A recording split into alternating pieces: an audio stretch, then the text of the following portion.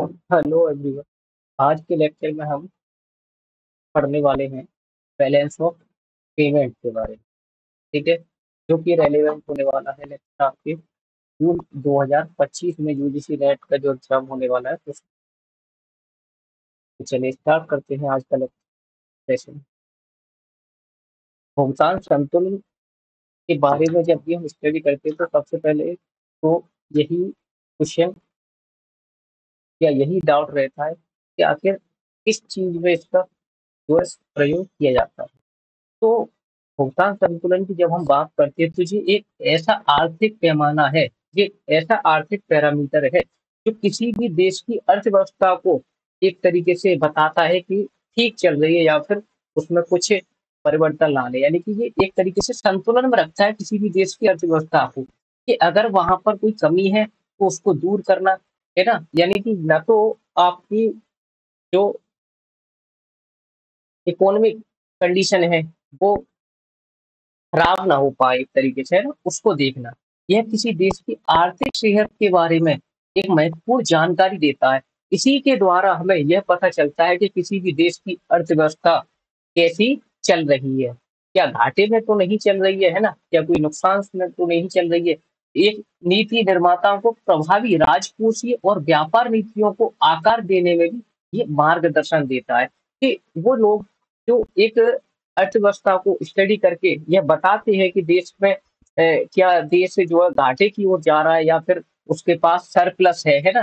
तो वो सारी चीजें देखने के लिए कहाँ से पता चलेगा, हमें भुगतान संतुलन से ही पता चलता है। इस लेख का उद्देश्य क्या होता है कि बैलेंस ऑफ पेमेंट के अर्थ घटक और हम और कई सारी चीजें यहाँ पर विस्तार से पढ़ने वाले हैं। ठीक है, जैसे देखो सबसे पहले क्या था कि भुगतान संतुलन आखिर में होता क्या है। तो भुगतान संतुलन की जब भी हम बात करते हैं तो ये किसी देश के निवासी हो, यानी कि मान लीजिए भारत को ही हम लेकर चलें तो चाहे तो भारत में रहने वाले लोग भारत के निवासी हो या फिर गैर निवासी हो, उनके बीच एक विशेष अवधि आमतौर पर 1 वर्ष को लेकर चलते हैं।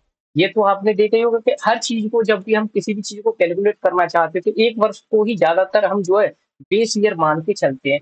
तो जब किसी देश के निवासी और गैर निवासियों के बीच में जो भी आर्थिक लेन-देन हो रहे हैं, आर्थिक लेन-देन मतलब जो मनी से रिलेटेड लेन-देन हो रहे हैं, पैसे से रिलेटेड जो भी लेन-देन हो रहे हैं, उन चीज़ों को जो है इसमें हम शामिल करके चलते हैं, जिसमें कोई सामान हो सकता है, कोई सेवाएँ हो सकती हैं, सेवा मतलब सर्विसेज़ हो सकती हैं, कोई गुड्स हो सकती हैं, किसी की इनकम हो सकती है, कोई उपहार हो सकते हैं, मतलब गिफ्ट की बात कर रहे हैं ये, ठीक है?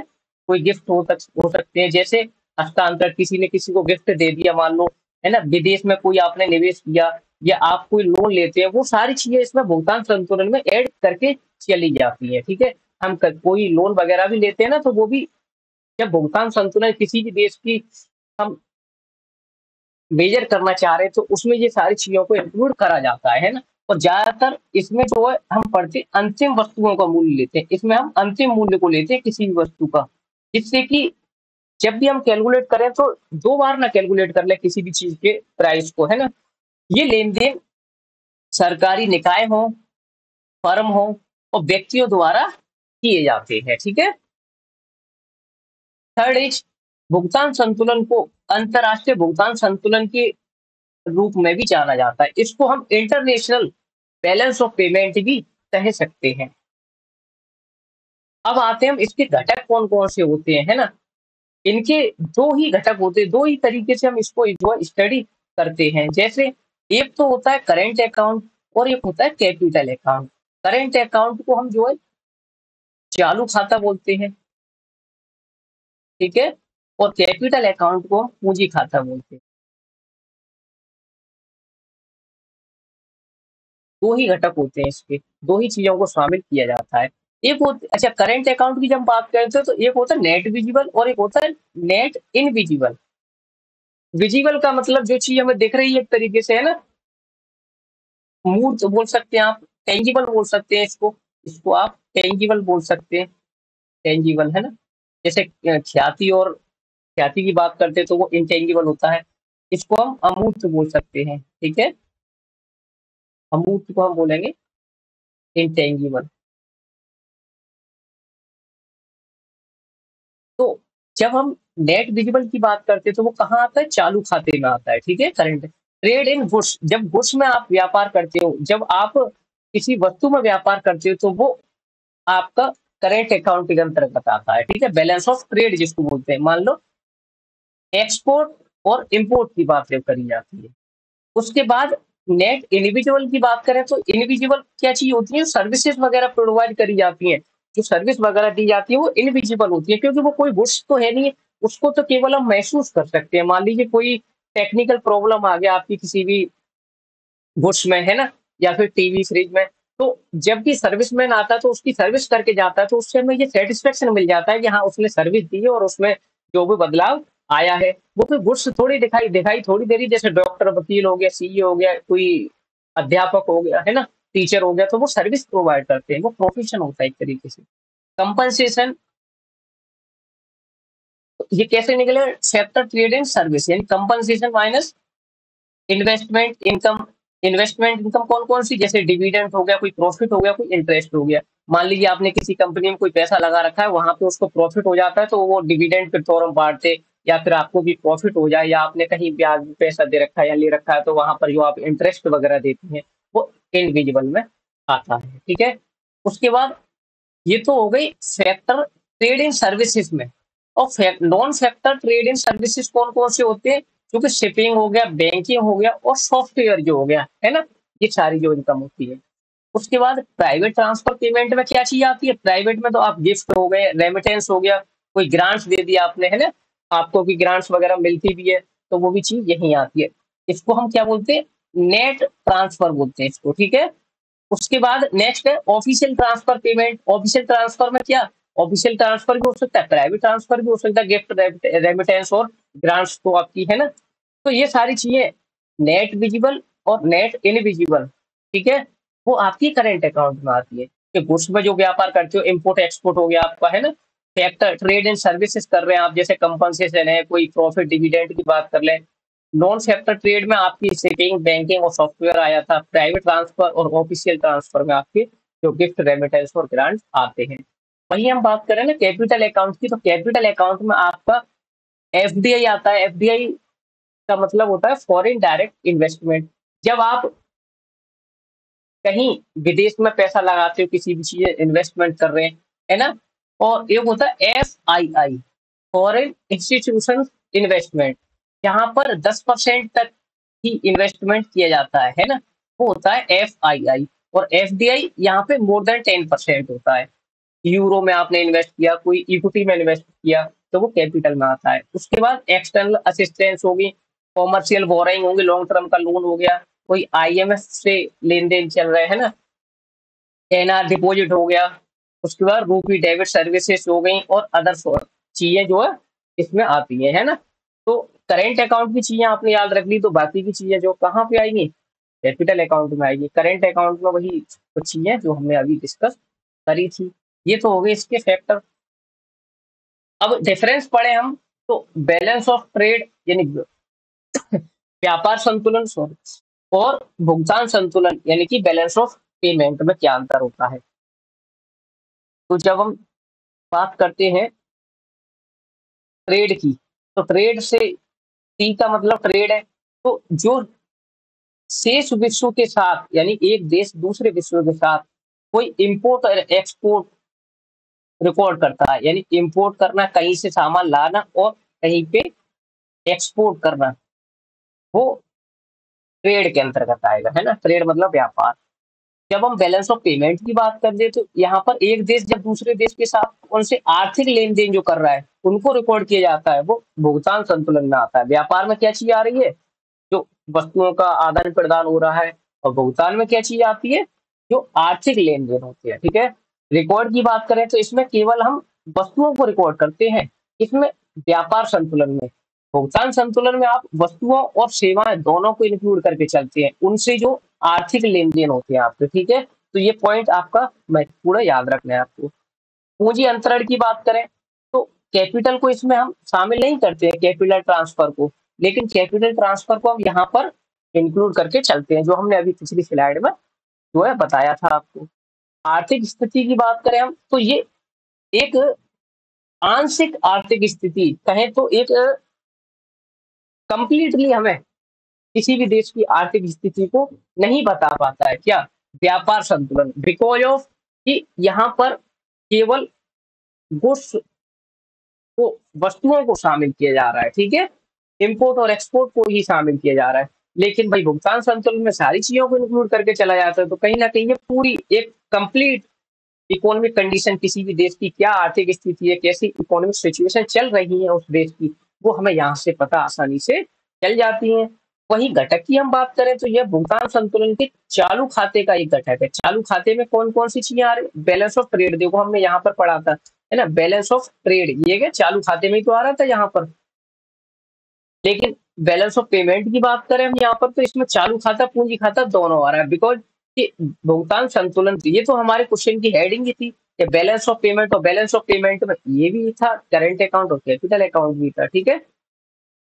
परिणाम की बात करें तो ये परिणाम अनुकूल, प्रतिकूल और संतुलित हो सकते हैं, मतलब फेवरेबल भी हो सकते हैं, एडवर्स भी हो सकते हैं और बैलेंस्ड भी हो सकते हैं। लेकिन भुगतान संतुलन के परिणाम हमेशा प्राप्ति और भुगतान दोनों पक्ष मेल खा रहे होते हैं। एक तरीके से हम बात करें कि हमारी रिसीव बराबर होगी इसके पेमेंट के, ठीक है, क्योंकि हम यहाँ पर संतुलन में ही तो रहना चाह रहे हैं, जितना हमारा रिसीप्ट है उतना ही हमारा पेमेंट जो है रहना चाहिए एक्चुअल तो। अब आता है भुगतान संतुलन का में असंतुलन कब होता है, डिस इक्विलिब्रियम कब होता है यहाँ पर, ठीक है। अभी हमने चालू खाता और पूंजी खाते को हमने पढ़ा था, ठीक है। तो चालू खाते और पूंजी खाते को जोड़ते हैं बिना केंद्रीय बैंक के रिजर्व खाते को शामिल किए हुए। जब हम केंद्रीय बैंक के रिजर्व खाते को शामिल न करें और हम जो है कैपिटल अकाउंट को जोड़ लें, capital account plus current account को जोड़ लें, ठीक है, not including reserve bank account, तो वहां पर जिस इक्विलिब्रियम आना संभव है। जैसे कि निर्यात से अधिक आयात हो आपके, मतलब आपने एक्सपोर्ट तो किया कम, एक्सपोर्ट किया आपने कम और आपने इंपोर्ट कर लिया ज्यादा, मतलब वस्तुएं आपने बाहर कम भेजी जिससे कि आपके देश में पैसा कम आ पाया, लेकिन इंपोर्ट ज्यादा कर लिया आपने जिससे कि आपके देश से मनी दूसरे देश में चला जाएगा, तो वो भी डिसइक्विलिब्रियम का ही पार्ट होता है और इस प्रकार विदेशी मुद्रा की मांग आपूर्ति से अधिक हो जाती है, ठीक है। उसके बाद भुगतान संतुलन को शून्य करने के लिए इस घाटे या फिर अधिशेष को देश के विदेशी रिजर्व से संतुलित हम करने की जरूरत हमें पड़ जाती है, क्योंकि हमें डिसइक्विलिब्रियम को जो है एलिमिनेट करना है। वहीं भुगतान संतुलन जो होता है, विदेशी मुद्रा को छोड़ दें अगर हम अधिशेष या घाटे को, तो विदेशी मुद्रा भंडार के जो रिजर्व होते हैं या फिर जो डी रिजर्व होते हैं उनको भी हम एक साथ जो जोड़कर चलते हैं,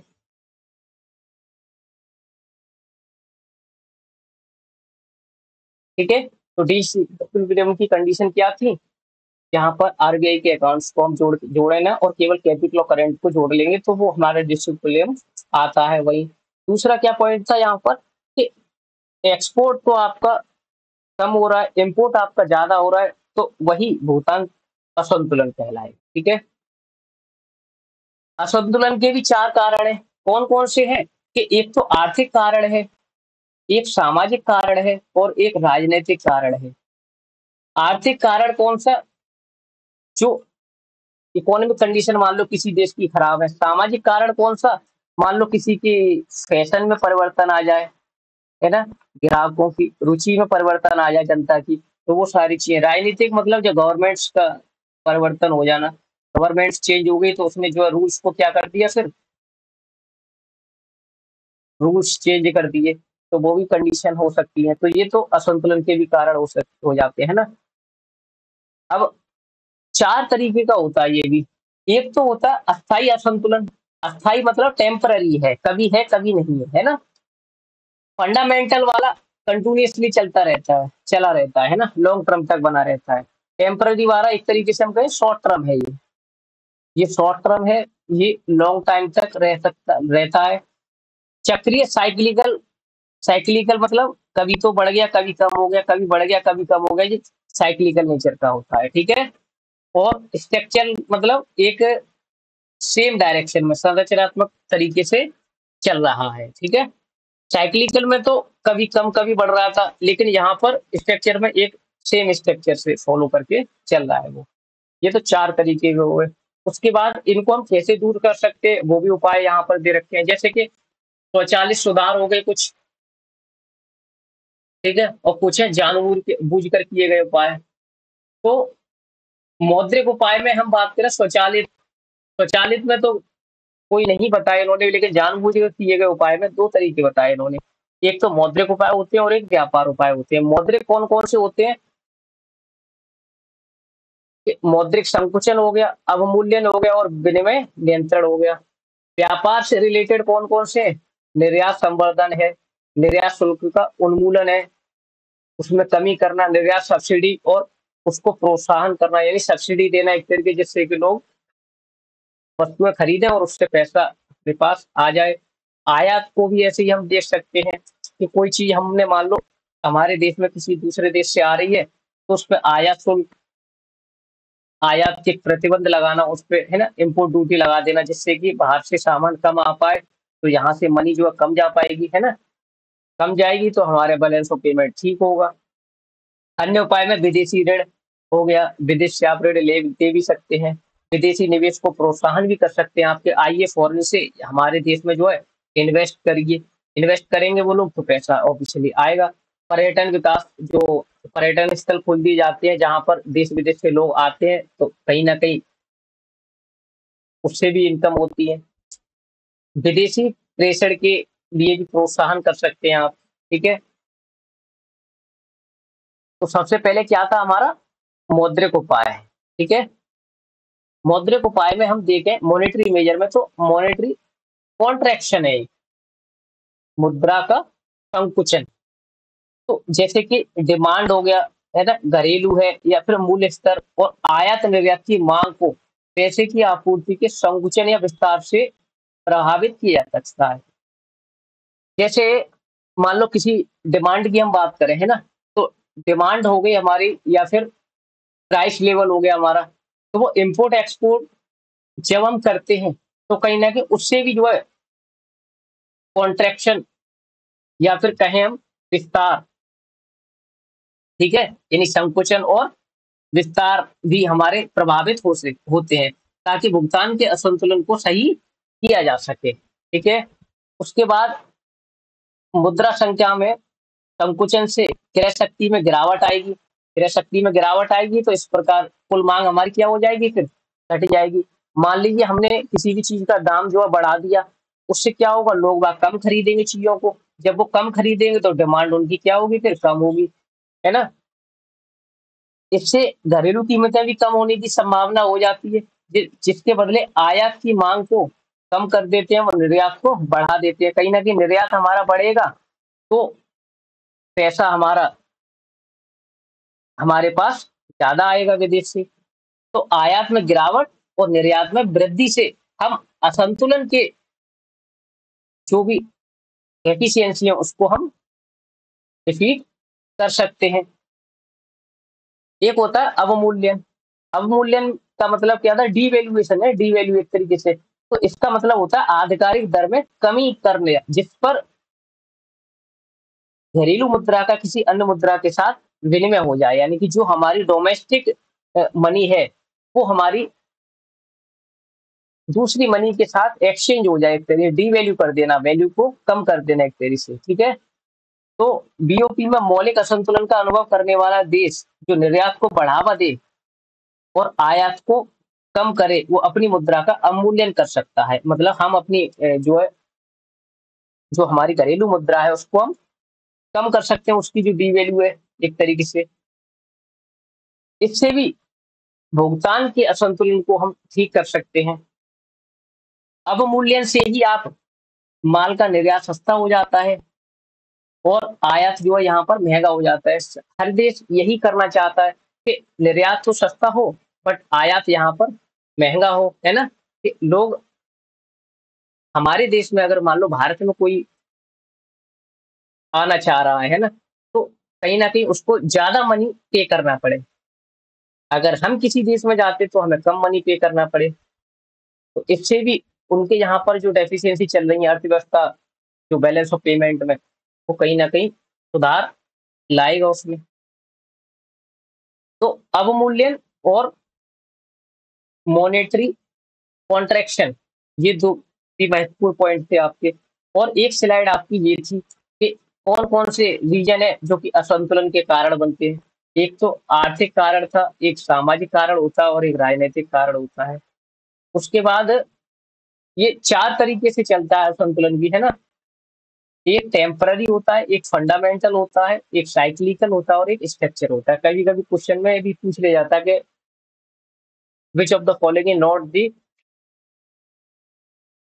बैलेंस ऑफ पेमेंट का डिसइक्विलिब्रियम कौन-सा है या फिर कौन-सा नहीं है ना? इन 4 ऑप्शन में से मान लो एक गायब कर दिया, तो ये भी हो जाता है। उसके बाद हमने इसका मीनिंग पढ़ा था और ये डिफरेंस भी जो है महत्वपूर्ण है, ठीक है?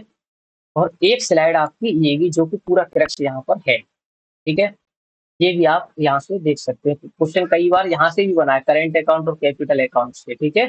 जो यहाँ पर दे रखी है कि करेंट अकाउंट्स में कौन सी चीज़ शामिल करी जा रही है, नॉन और कैपिटल अकाउंट में कौन सी चीज़ें शामिल करी जा रही है, ठीक है?